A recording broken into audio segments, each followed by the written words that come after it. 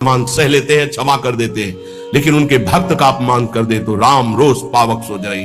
जो अपमान भक्त कर करई, तुम चुप रहना, तुम मत बोलना। जो अपमान भक्त कर करई, राम रोष पावक सो जाई। पलटू साहब कह रहे, नाम जापा कभी डरना मत, कभी भय मत करना और कभी लड़ना मत। हरि अपनो अपमान सह जन की सही न जाए। हरि का अपमान कर दोगे सह जाएंगे कैसे भी, वो बड़े कृपालु हैं, अनंत माताओं का प्यार रखते हैं, चल उद्दंडता कर ले। हरि अपनो अपमान सह जन की सही न जाए, जन की सही न जाए, दुर्वासा की क्या गति कीन्ही।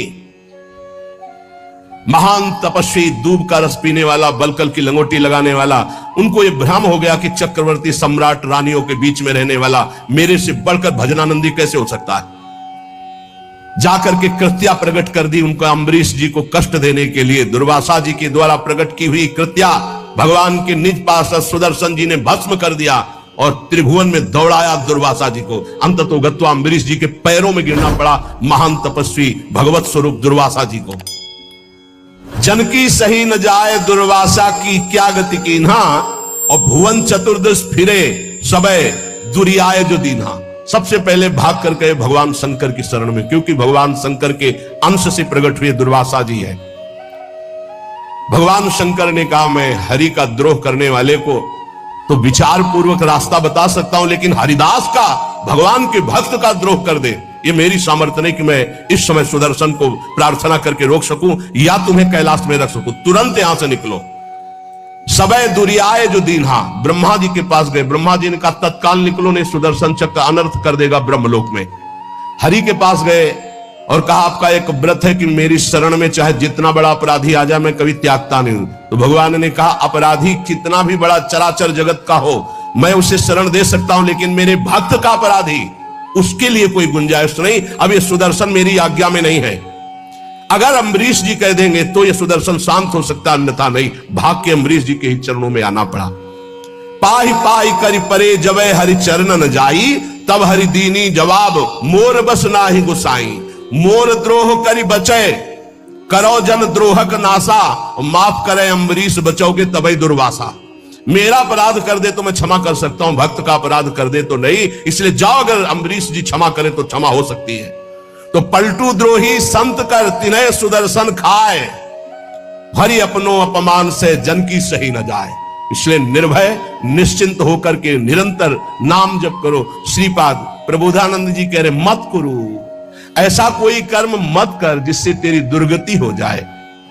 नावद, ऐसी कोई बात मत बोल जिससे तेरे को अपराध लग जाए। ये वाणी है अमोल, बहुत विचार पूर्वक बोलना चाहिए। विस्मराशेष दृश्यम, भगवत प्राप्ति का स्वरूप है कि संसार और शरीर की याद न रह जाए। क्या कर, स्मर मिथुन महस्तत् गौर नीलम स्मरार्थम। जिनका स्मरण करना परम मंगलमय है, ऐसे श्यामा श्याम गौर श्याम जोड़ी का स्मरण कर। संसार के संपूर्ण भोगों का विस्मरण हो जाए। कुछ मत बोल अपराध करने वाली बात, कुछ मत कर अपराध करने वाली क्रियाएं। सदैव गौर श्याम प्रिया प्रीतम का स्मरण कर। बहुजन समवाया दूर मुद विजया ही, बहुत लोगों से मिलना छोड़ दे। साधक को जिसको भगवत प्राप्ति करनी हो, ये प्रपंच कभी ना पाले, ये प्रचार प्रसार के चक्कर में ना पड़े, प्रवचन के चक्कर में ना पड़े। हमारी प्रार्थना मान लेना, भगत के चक्कर में ना पड़े, पहले भगवान के चक्कर में पड़े। पहले भगवान के चक्कर में पड़कर माया चक्कर से मुक्त हो, फिर भगवान जो करवावे उनकी इच्छा की बात है। उपासक बिल्कुल सावधान रहे, तब तक मौन का आश्रय ले जब तक भगवत प्राप्ति न हो जाए। किसी के पास बैठने की बिल्कुल जरूरत नहीं है। चार उपासक बैठकर परस्पर बोधयंतः भगवत चर्चा कर लो, वो बात ठीक है, लेकिन दूसरे को उपदेश देने की गलती मत करना, नहीं तो फंस जाओगे। उपदेश देने की सामर्थ्य गुरुदेव जब आज्ञा करते हैं और वो भगवत प्राप्त हो जाता है तब, अन्यथा नहीं। अन्यथा तो जो तुम उपदेश करोगे वही तुम्हारे में प्रश्न आ जाएगा, फेल हो जाओगे। कह रहे बहुजन समवायाद दूर मुदविजयाही, बहुत लोगों से मिलना जुलना, उनको उपदेश करना बंद कर दे साधक।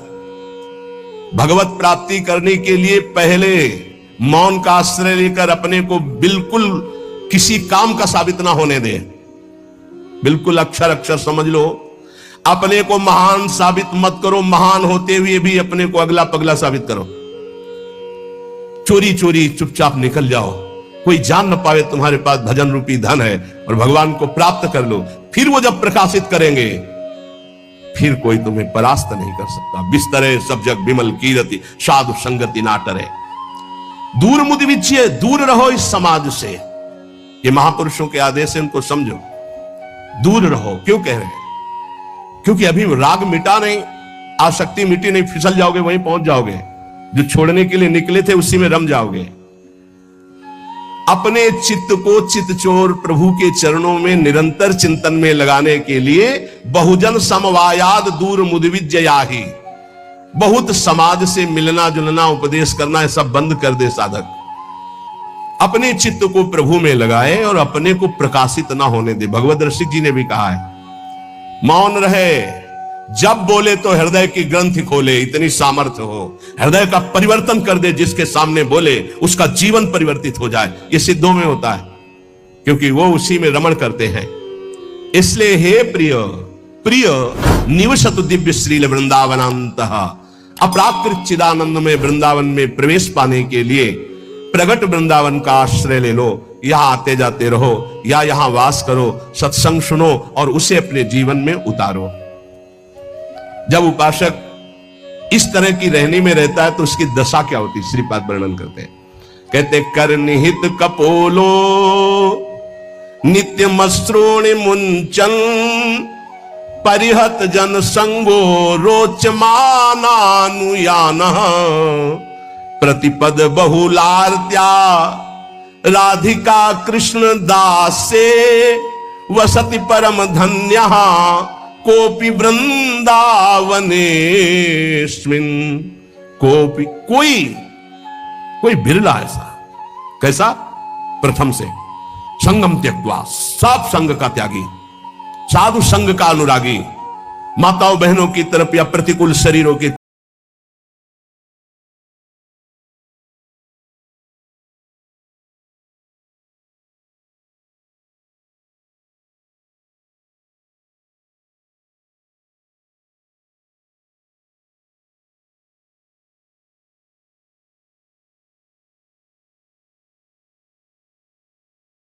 समस्त व्यवहार से शून्य, बहुजन समवाया दूर मुद विज्य, किसी से किसी भी तरह का कोई संपर्क नहीं। ध्यान से सुनिए, किसी से किसी भी तरह का कोई संपर्क नहीं। और श्री जी की हेतु की कृपा से आप लोगों का ऐसा ही जीवन है, किसी से संपर्क आपका नहीं। अब उसकी दशा क्या होगी जब रात दिन श्यामा श्याम का सुमिरन, संसार का कोई चिंतन नहीं। बोले कर निहित कपोलो नित्य मश्रूणि मुंचन, प्रिया प्रीतम की याद में रो रहा है। परिहृत जन संगो रोच्यमानानुयाना, उसको अब किसी का संग अच्छा नहीं लगता है।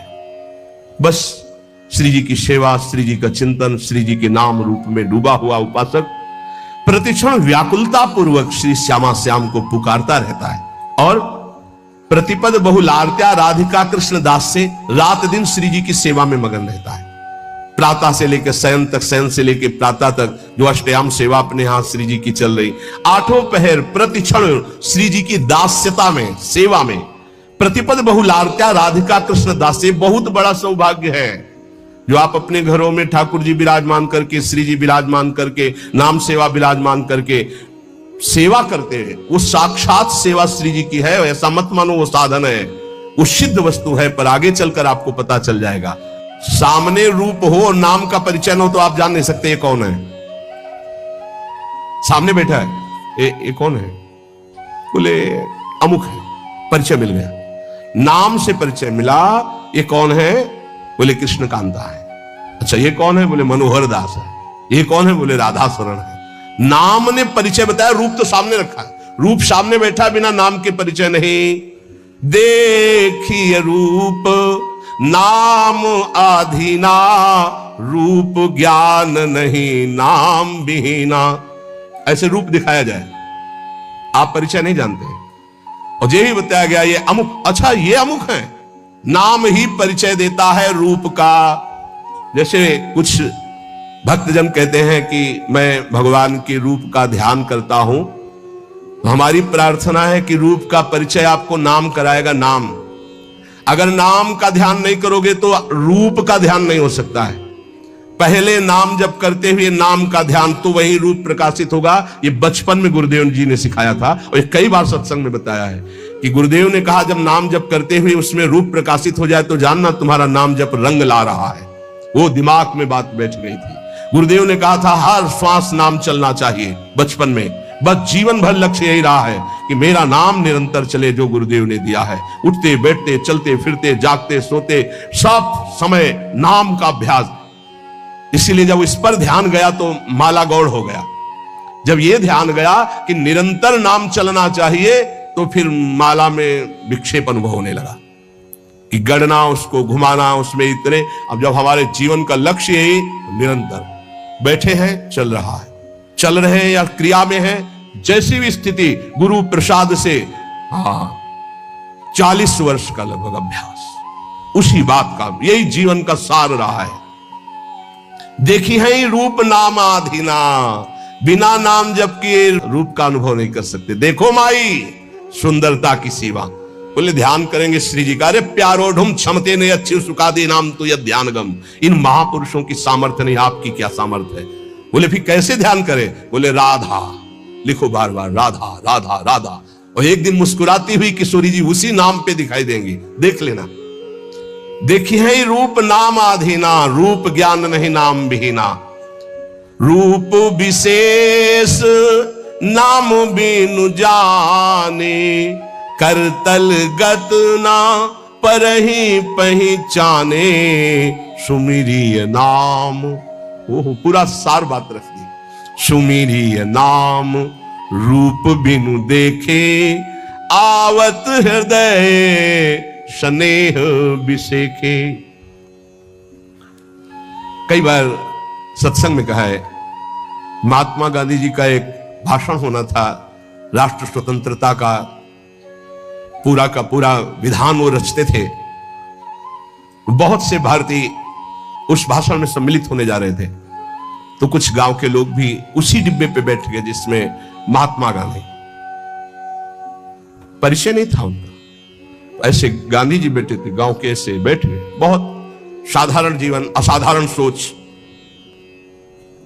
वो बीड़ी सिगरेट गांव के लोगों ने मना किया, उनका घाट तो चुप कर दी।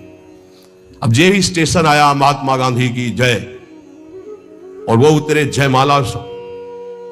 अरे मैं जिनके दर्शन करने जा रहा था उनका रूप तो सामने था, केवल नाम का परिचय नहीं था कि कौन। बोले महात्मा गांधी, तो रूप सामने था, अपमान कर दिया, अवहेलना कर दी। उनके सामने धूम्रपान कर रहे, मना किया जनों ने, लेकिन माने नहीं, तो गांधी जी ने उनको ऐसे रोक दिया। रूप सामने है पर नाम का परिचय नहीं है तो क्या? जब जाना महात्मा गांधी की जय बोली गई, यही है महत्व। तो अरे इनके हम भाषण सुनने जा